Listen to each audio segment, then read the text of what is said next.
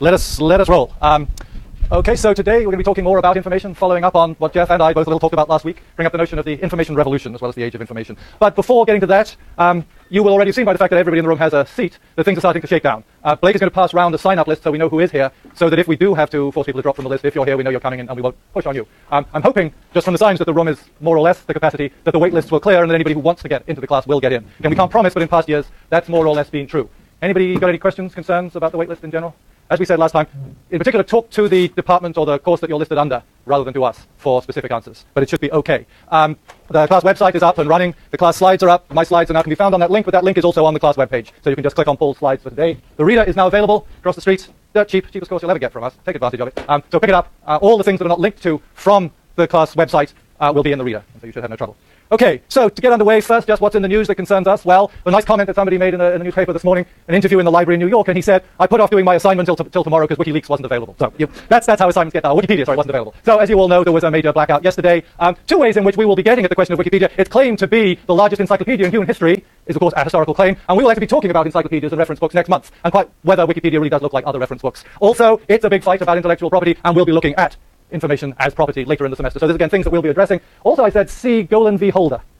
Any of the astute legal people know what Golan v. Holder is? It's a ruling that came down from the Supreme Court yesterday, which more or less said the public domain is of no interest and not worth protecting to the Supreme Court, which for those who have an interest in open information and the like is a remarkable claim to make. And when we get to IP, we may talk a little about that. We'll be talking mostly about the historical aspects of these things, but we hope that in doing that we'll help you address questions of that sort. Okay, so to today, where we're going. This is kind of the ladder that I'm hoping to climb. We're going to talk a little more about this notion of the age of information.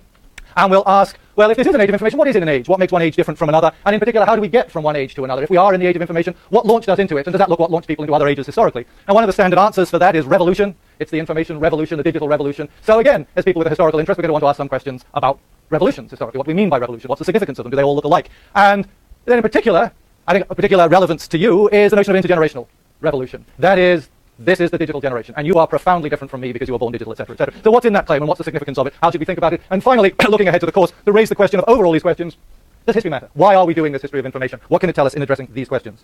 But first, there was an exercise, not that we asked you all to do, to think over this question that Jeff asked you. He was saying, we want to say that this is an age that's something to do with information technology, but what is information technology? Perhaps a trickier question is, what's not an information technology? Because if you think hard enough, you can make almost anything into an information technology, as several of you showed. You weren't asked this time, of course, with all assignments. This was just a little exercise. With all assignments, you will be asked to submit them to BSpace. In fact, several of you did, and I just picked out a few as the examples. The blanket question. Lauren. Is Lauren here? Lauren? Did the assignment and didn't come to class. Drop the course straight off. That's you. All right, Lauren. So, tell us a little about what you said. A lot of people, including Lauren, put a lot of effort into the stories. They were great. They were enjoyable to read. So it made it relevant as you sat there, Nicole. Coldest days in Berkeley in years. Bad time for the eating to go. Okay, you go.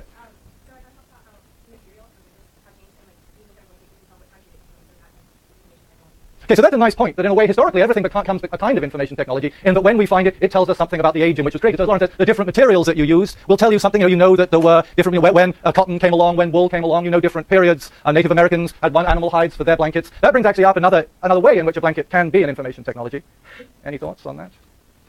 Well, what's the standard image from any Western you've ever seen of a Native American showing smoke signals? Well, you take a blanket and they wave at the fire and smoke comes up 1, 2, 3, 1 if I land. Well, no, that's not quite right, but you know what I mean. So again, there's another way for it to be a technology, but I like the idea, and it'll be one that we'll be using over the semester, that you look at this stuff and you say, what does it tell you about the age in which it was created? And immediately you can then conceive of it, oddly enough, as an information technology. Okay, then we go on to the glass of water, and an elaborate story. As ever you have a bent towards science fiction. Andrew? Is Andrew here writing about a glass of water? Andrew? No, either not here or not willing to own up to having done this. He decided that a glass of water could be, in this world, he'd invented not a world that was binary, a world that in fact a tertiary world, it could triplets in a way, and that these things had signals, and he decided that a glass of water could then be used. If you gave someone a glass of water, it could signal your relationship to them. If the glass was full, it could mean they're your lover. If it's half full, it means you barely know them. If it's empty or whatever, you have contempt for them. It was a nice idea of how we can turn things into signaling devices. It actually is a nightmare that I remember, well, not quite like this, but when you get what seems to be a confused signal system. In Portugal, where I did a lot of work, they have these things of a genius where you give people little kisses when you meet them. And if you don't know somebody very well, you just give them one kiss and say, bon dia, how are you? If you know them fairly well, you give them 2 kisses. And then if you know them really well, you give them 1 kiss again. So you can get really confused by your relationships between people. When someone gives you 1 kiss, are they suggesting they can't remember who the hell you are, or they think they know you really well? So signaling systems like this are really complex. Interestingly, one that got almost the most commitment, I think, was the rubber ducky, which people seem to think this was a great place for an information technology. Clarissa. Clarissa going to be. Yes, Clarissa, hi. So can you tell us a little bit about this, about what you had?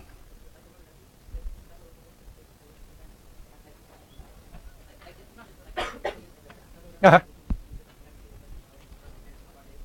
So you can start to check how your kids have wandered off and where they are. I edited all of these a little bit for space. So yeah, so this is the idea that you can take almost anything and turn it into and information technology by embedding different kinds of devices in it. It's a slightly different attitude, but of course it's something that we all live with now. You kind of look at things and you wonder if they're monitoring you or following you or watching you, because everything has that kind of potential. The moustache. William, tell us about this grand story. We'll have us all in tears about the moustache. So I made a story about, I don't know, I ran into a very man who had a large mustache.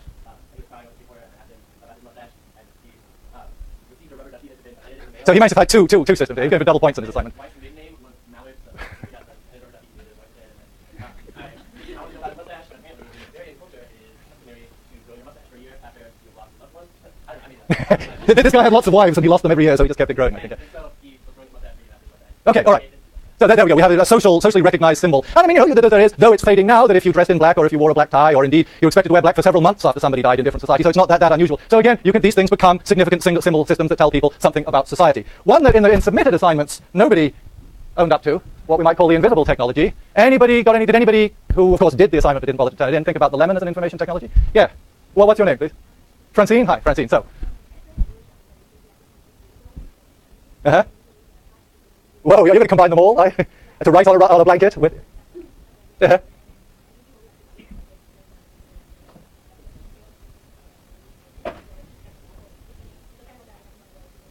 But why not? And indeed, what do we know about using lemon as ink? Yes? Exactly. So there are many things written on this page. You just can't see them all, but if you put an iron on it, it'll come through. Okay, so again, lemon can be and has been used as an important and complex information technology. So again, we're surrounded by things that look as if they're nothing at all like an information technology, but they turn out to be. So, Jeremy, I couldn't actually resist this picture, which was in the newspapers yesterday, of the Fox guy ahead of the Fox, the debate, deciding which tie is going to look better on camera. Jeremy, yes, okay, tell us about your tie.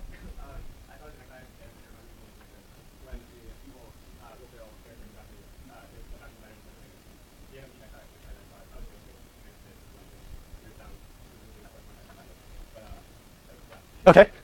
All right, so again, here's another of these ideas that you can turn something that otherwise is kind of relatively innocent into an information technology, particularly one for emitting sounds or recording sounds, and therefore catch people out of bounds because their expectations are such that they don't think this thing is going to be monitoring those lives. Of course, there is, a blander and simpler reason that the tie, or way in which ties are used as information technology. Were it not for that, I can assure you I wouldn't be wearing a tie in class today. If any of you happen to be, at least I can now say take it off, but of course I began and intimidated the hell out of all of you by seeing this guy with a tie coming into class. You all thought standards were going to rise. If, moreover, you were English, by seeing me wear this tie, all sorts of things you would know. You would probably know what school I went to, because in England we have the notion of the old school tie. And from that you would also probably know what social class I represent. And in fact, if you recognize this tie, you would know what my religious background was. In fact, I happened to go to a school that was dedicated to a Christian martyr, and the symbol on it actually is of a grill to represent the poor guys roasting over the fire. He meant to have said, turn me over, this side's done, but I don't think they actually had such a sense of humor in those days. We actually had an alternative tie which had coffins on it, but I couldn't find it today, so I didn't bring it up. It does mean that if I exhibit any extraordinary pathology, I have a great excuse in my past, so I'm covered. But again, so ties are enormously significant symbolic systems in one way or other. Indeed, I never wear a tie here. Walking into my department and walking across campus, the looks you get on the perfect campus included in a tie. Most people think you're going to sell them a Bible, I think, but there are other ways in which you just don't look normal. I think most of my colleagues thought that I either had a court appearance or an interview for another job somewhere. Jeff, you? Yes. Okay. We have to say that, unlike my story, that doesn't have to be a personal revelation. You can just say, I've heard about that in other places. Exactly. Yeah, all right. I won't even ask you your name.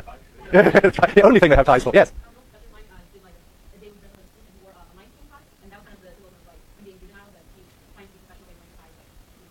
Maybe I'll try that next time. It'll give me away. I mean, another thing I thought, of course, is that you can kind of not only know where I went to school, but more or less when I went to school from the width of the tie and the shape of the tie, because these things change over time. But yeah, okay, so we know, so now when we begin by saying, well, we're going to talk about information technologies, and that seems to narrow things down, you only have to think for about 5 minutes, and everything gets very complicated, because it doesn't narrow down so easily, because a lot of things can be thought of as information technologies. Let me, if I may, turn the lights at the front of the room down. Right, okay, all right, so where are we going to try to go today if we get there? So I want to first talk about the age of information. That's the first step that we're going to talk about, and to do that, let me see if I can find where my mouse has gone, and we'll...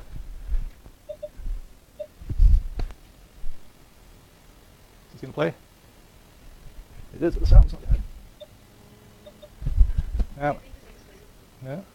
Sorry, I had hopes. It was playing earlier, but now, here we go.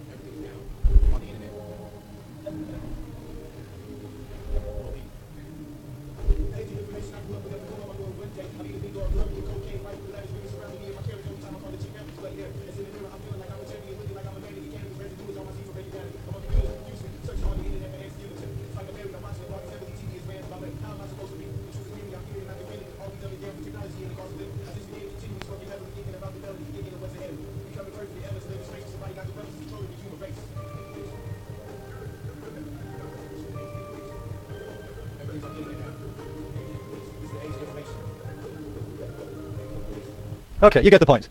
It's the age of information, at least so Lil B thinks. It's interesting in some ways to see, let me turn this. see what he thinks is the age of information. It's actually, we're so often meant to say, well, this is going to be great. The age of information is where we want to go. He's not so keen. My desktop is made to sedate me. The age of information is hell. We've got all this technology, but we've still got racists. So it's an interesting view of the world, which we want to take in mind as we get the grand celebrations of the age of information. But he seems to be saying, it's now, out there in, what I was like about that is windy San Francisco, the guys that are blowing around, is now is the age of information. But the question that we want to ask is, if we accept that notion, when is the age of information? This was an ad that IBM ran in 1977 when he says there's growing agreement that information is the name of the age that we live in. So somehow there's a sense that there's a consensus that information is now, but that's back in 1977. And in fact, as Jeff said last week, you find stuff about the age of information on the last class going back into the 60s. One famous one, if this will play.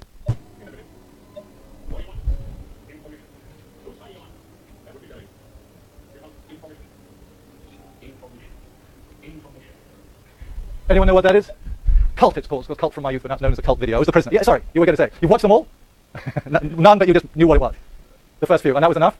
Okay, so back then in the 60s, there was this notion that the age of information was, and again, something slightly spooky, but this was the time, this was the place. Of course, there's one way we can say, well, there's no problem between what IBM and Lil B think, because, as Antti Ossinger says, every society is an information society. So information is just something that spans time. It's something as we look back, people are always thinking or talking about information. A sort of typical blurb Richard Wurman, writing in the 80s, talked about how the average weekday the New York Times contains more information than any contemporary of Shakespeare's would have acquired in a lifetime.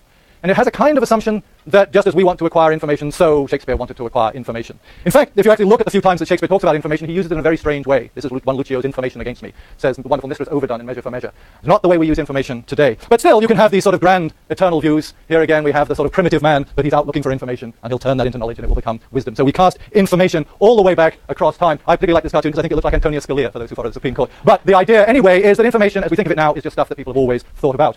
But there are some people who say, well, maybe not. This is an odd phrase by Joe Glick, who wrote a book, an important popular book that came out called The Information, when he says, in the long run, history is the story of information becoming aware of itself. It's a slightly odd thing to say, but what I think he's trying to get at, and in fact it's an idea that the sociologist Anthony Giddens gets at, is that when people start not simply to engage in certain actions, but to become aware and conscious of those actions. So the question is, when can we say we really did begin to become aware of ourselves as somehow living in a world that was distinct in its attitude towards information? The IBM ad say, as well as growing agreement. But depending on the manner you hold your hands in, is the real agreement between what they were saying in the 1970s and what Lil B is saying. So what I want you to do, just for a couple of minutes, if we divide the room right down the middle, right down this line here, if you would all just talk from here to the people at the end of your row, and just, because it'll be so easy, come to a quick consensus, if you can, in little groups of 4 or 5, of when you actually would like to say the age of information begins. So just take a couple of minutes, talk among yourselves, divide easily, just see if you can come to a consensus.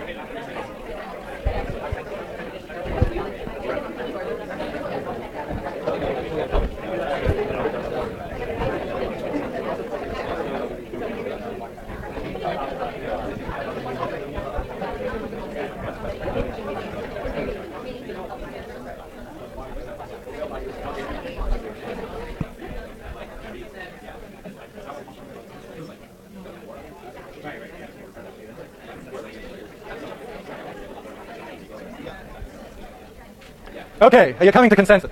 Well, easy, you all know when the age of... Okay, so anybody want to antedate The Prisoner, which is 1960? Anybody going earlier than 1960? You all got spokespeople, I hope. Spokespeople. So you're going to... Yeah. Who are you? Sorry? Sammy? Okay, Sammy. Our group talked about the discrepancy between talking about technology or information, and I would kind of agree with self-conscious information, and just talking about physical information, like on a quantum level and like biological level. I need like anything that has like awareness and needs information for it to survive. So like we're gonna talk about just information. It was when like life began. So from the beginning of life, but would they be able to articulate the notion that they belong in an age of information? No. So that if that were a requirement, I didn't make it a requirement, but I mean, if self-reflectiveness in part involves being able to articulate the notion. Because after all, there are lots of biological systems on which we have run since the beginning of time, but we haven't even known about them until. So I mean, I think it's so one, we have an eternal notion that the age of information is kind of eternal. Yes, and you are? Adam? Okay. Reflective good? Mm-hmm.